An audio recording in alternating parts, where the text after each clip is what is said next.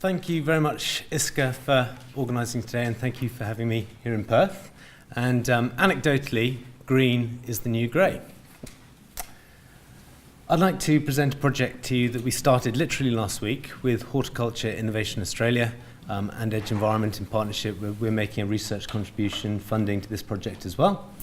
And it's all about trying to capture the benefits of plants in the built environment. So we're working with Horticulture Innovation Australia, who have nursery growers who grow plants, and obviously their market is selling more plants. They want to see more plants in the built environment, more plants in buildings and in infrastructure to capture the sort of the ecosystem benefits of plants and infrastructure. And we recognise that there's a lot of research out there that's evidencing that there are benefits of plants and infrastructure, and we see that through ISCA and the Green Building Council, we can actually measure these benefits and get them attributed in Green Star ratings and IS ratings.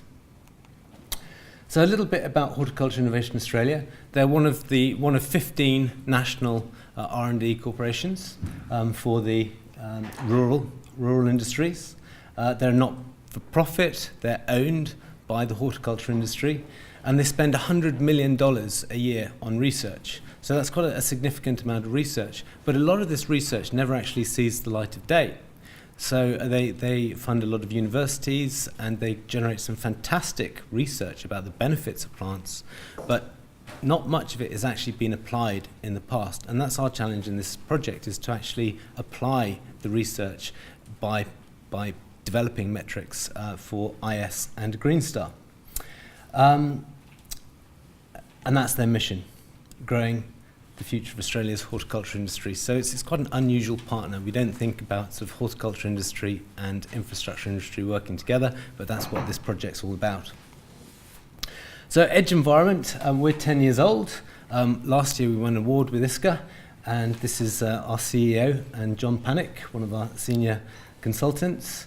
We have a significant focus on infrastructure, but we do work across the building space, also food and finance. And in essence, we'll do anything that drives sustainability into our economy. We believe that an ecologically sustainable economy is there's no other way. So it's just obvious. So we're committed to driving sustainability into our economies. So for this project then, what we need to do is to provide the scientific basis to develop the metrics for IS. We need to develop measurements, ways to measure the benefits of plants into infrastructure and buildings, provide that scientific evidence, and then produce the credits. And then as a community, as an IS community, we can drive more plants into the built environment. So what is green infrastructure? There's a lot of publicly available research, and there's a lot of activity nationally and internationally on green infrastructure at the moment. I'd say the definition of green infrastructure is just sort of evolving now.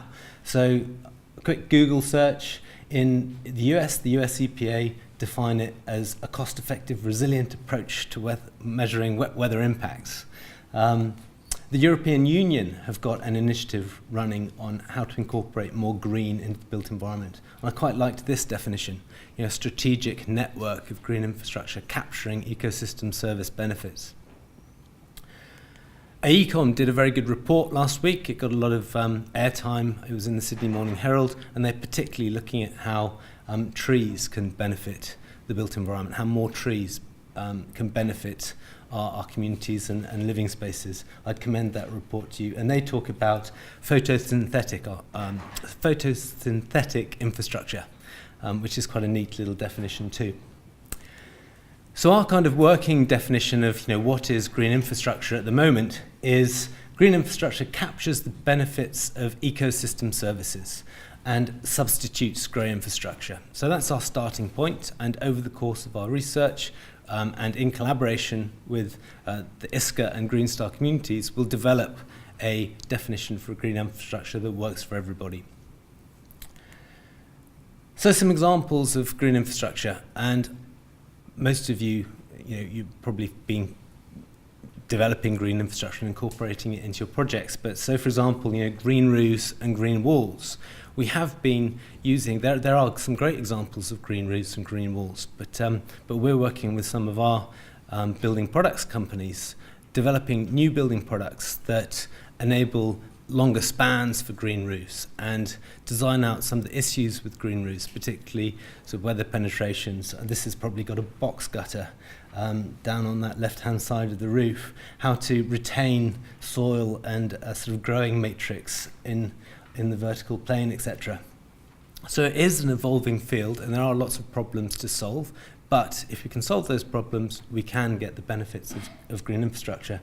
Obviously, green roofs mitigates the urban heat island effect. We're learning more about how green roofs and green walls can deliver energy-efficient buildings and infrastructure too.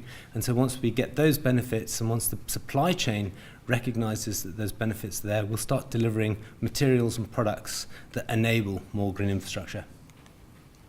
Bioswales and rain gardens, definitely we're seeing more of these in our IS project development. And again, as we get more sophisticated and learn about the benefits of plants, we learn about the species to use, we learn about their tolerances, and we learn about how to incorporate more of them into the green spaces and the additional benefits of these bioswales, etc.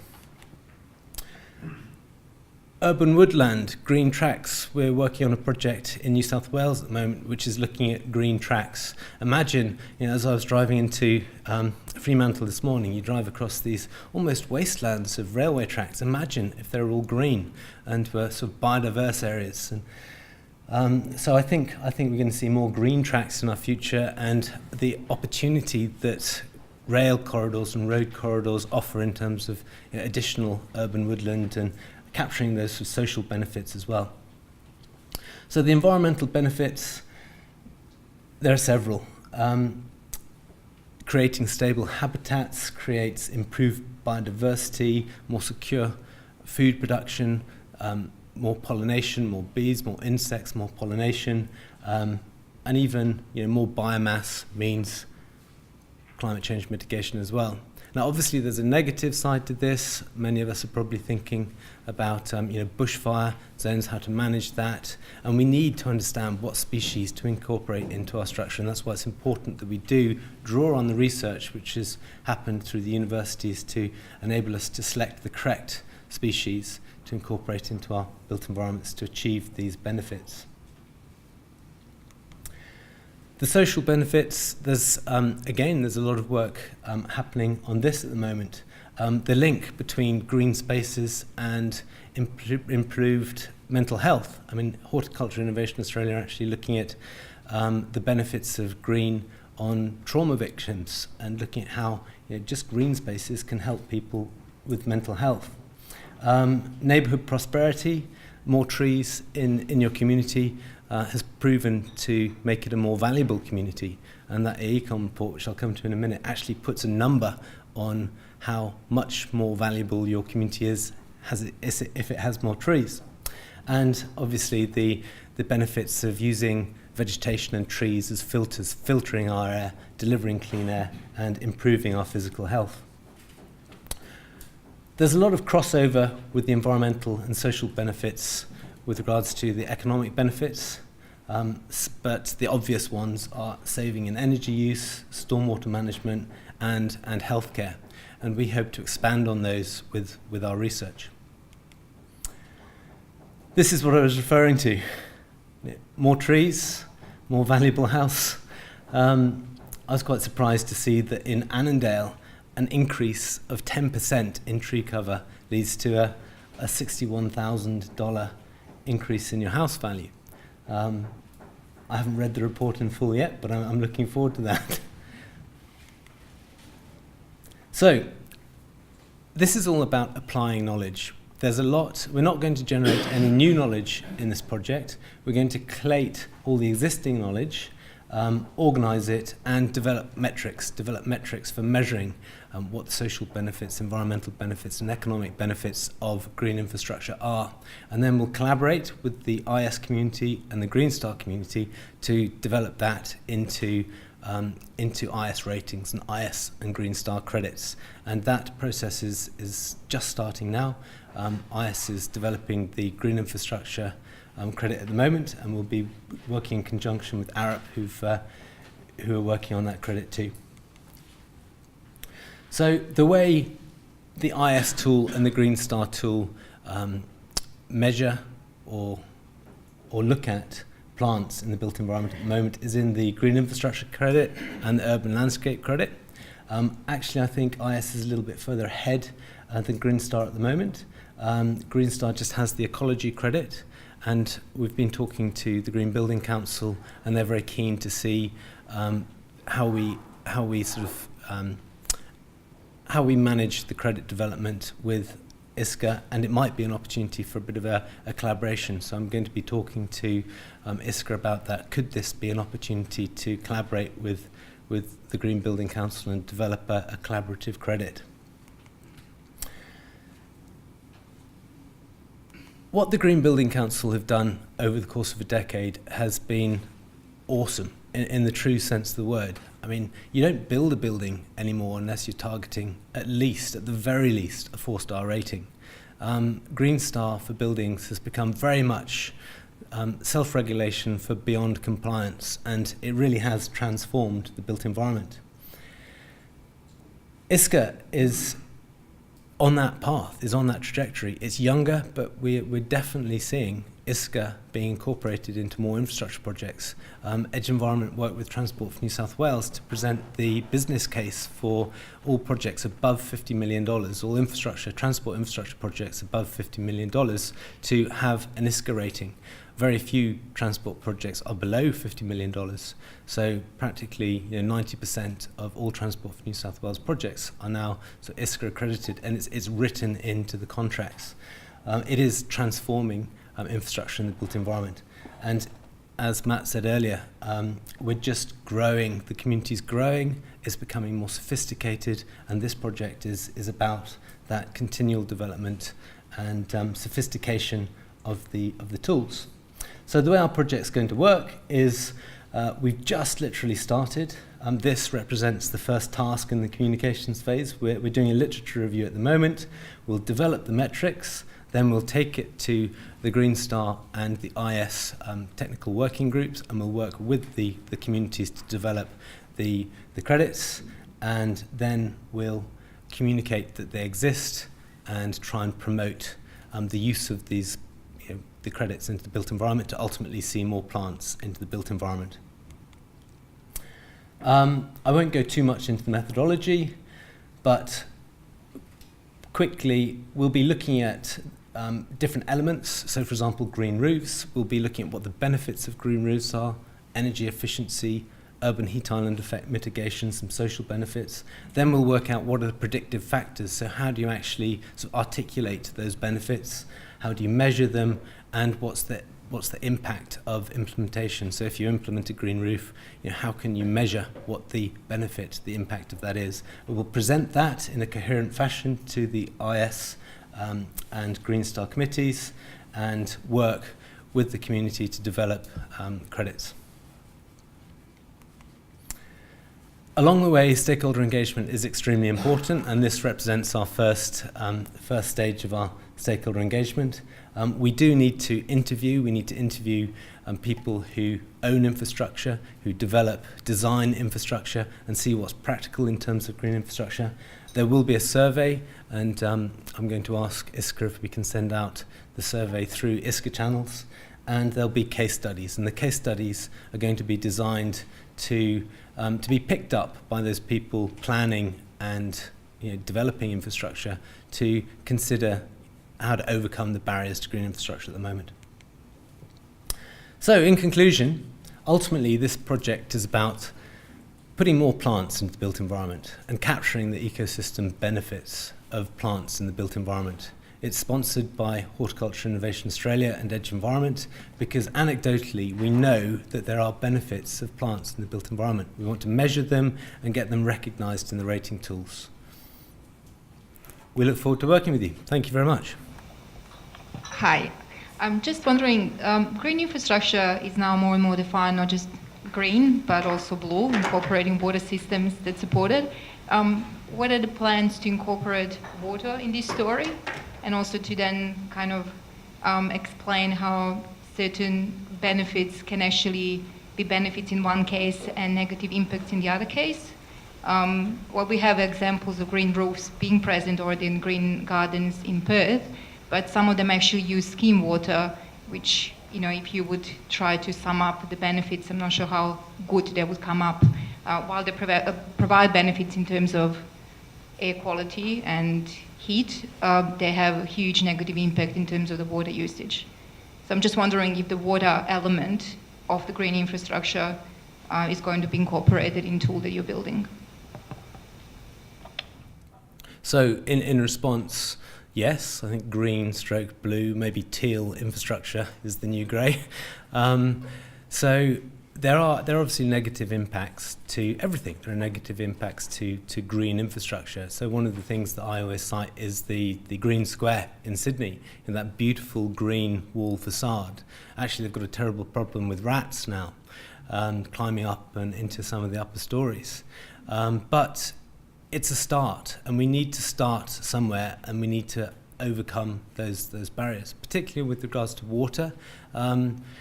In answer to your question, sort of green infrastructure, and that almost comes back to the definition. You know, we've defined green as, you know, almost the photosynthetic, you know, plants, trees, but there's obviously benefits to water courses, you know, cooling, heating benefits of water, and yes, I think we should include that into the tool, into the sort of, you know, research and potentially the tool.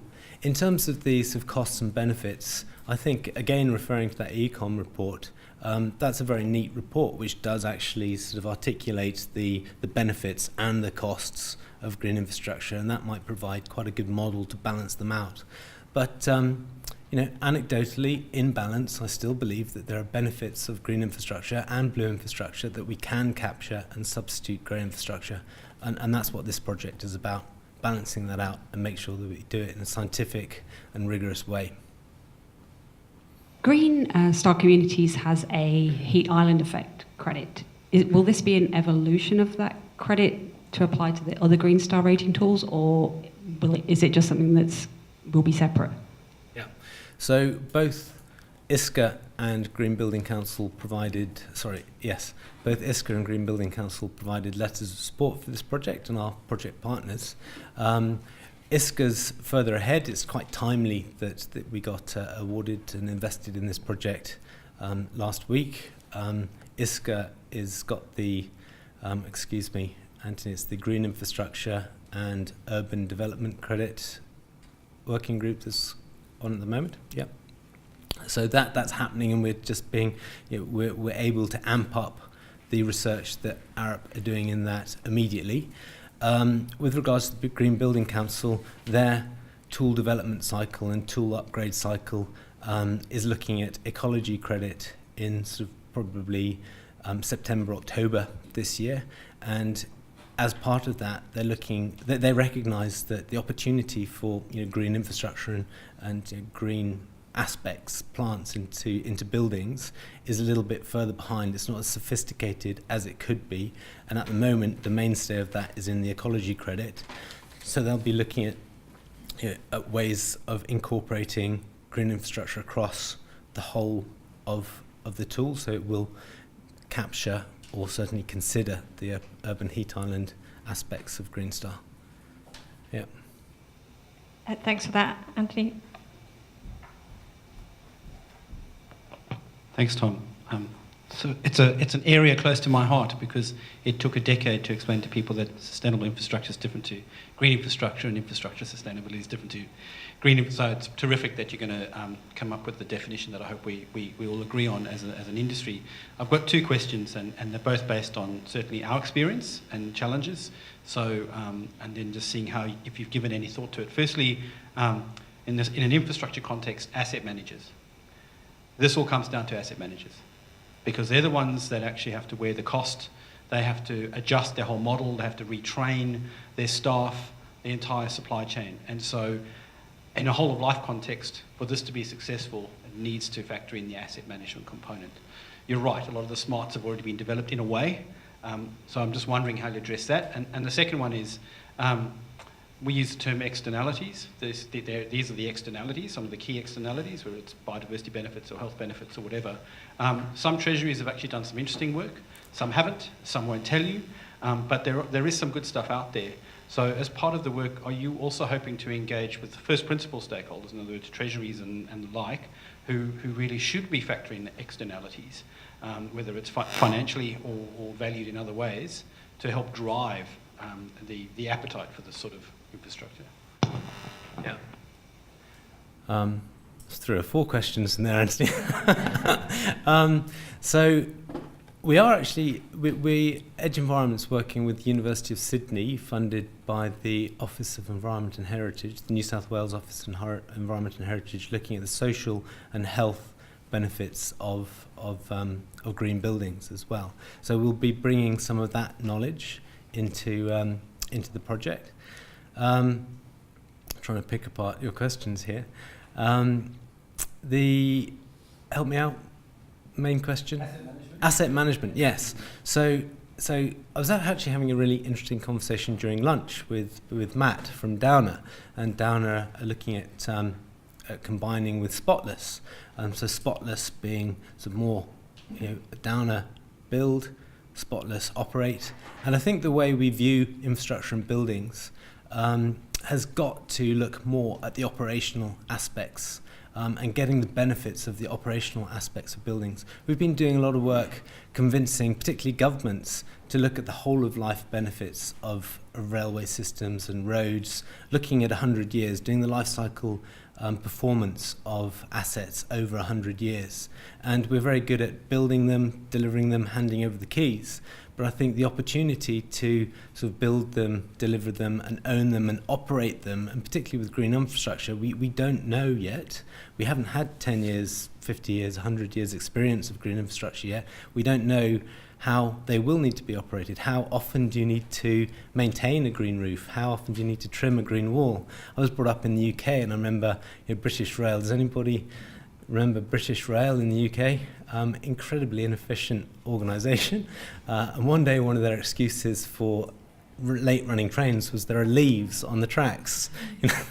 So, but it could be a very valid excuse. If we put too much green infrastructure into corridors, will we see leaf litter providing a barrier, providing a sort of negative impact to green infrastructure? So in answer to your question, I think looking at the operational impacts and some of the negative impacts of green infrastructure is going to be really important. And yes, we will be making that business case, as we always have done, to the proponents of the infrastructure and the funders of the infrastructure for the benefits of green infrastructure over the life cycle.